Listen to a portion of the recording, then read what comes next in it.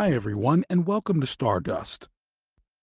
In today's short video, we will learn how to acquire and analyze Windows memory with DumpIt and Stardust. First, let's log in and download the Comae Windows Toolkit on the machine to be analyzed. The Comae Windows Toolkit, which includes DumpIt, is available for free for personal and educational purposes.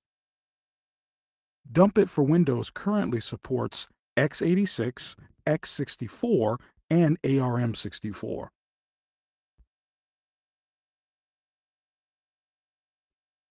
Once downloaded, we extract the archive which contains the utilities and then we unblock the PowerShell CLI module.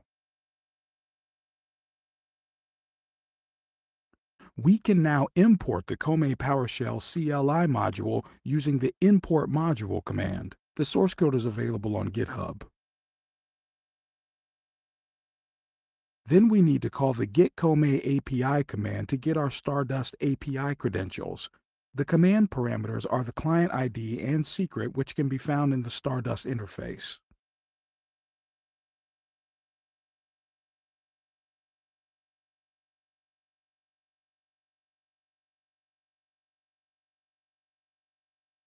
We follow up with the new Comae dump file command, which we'll call DumpIt to generate a local memory dump into our target directory.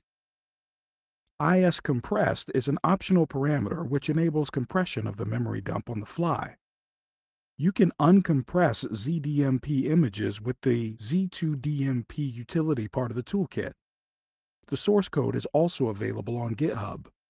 We encourage our users to make frequent periodical images of their critical assets for threat hunting. This is very useful for analysts who want to go back in time, which is not possible with log files. This feature would be a great addition to existing EDRs to enable remotely scheduled memory acquisition. Memory analysis is critical for incident response, but this is often left out due to lack of available expertise and its time-consuming nature. It can take up to 2 days for a manual analysis with traditional tools, but your time is a scarce commodity when dealing with attackers. Fortunately, there is a faster and smarter way to achieve this with Comae Stardust. This can be achieved by uploading the acquired image via the user interface, or as we will see now, by using the CLI command, send Comae dump file to upload the image directly to Stardust. The Python CLI also allows to upload and archive the memory images to your AWS S3, Azure Storage, and GCP storage accounts. Let's fast forward and go back to the Stardust interface to see the results of our automated analysis. We will now navigate to our snapshot list and wait until our freshly uploaded image appears. Behind the scene, we have several detection playbooks which are running against the uploaded images to automate the analysis.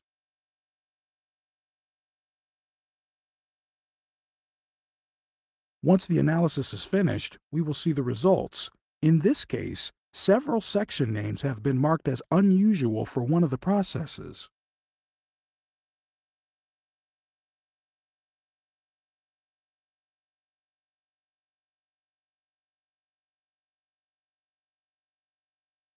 We can also see the suspicious process relationship with other processes in the tree view.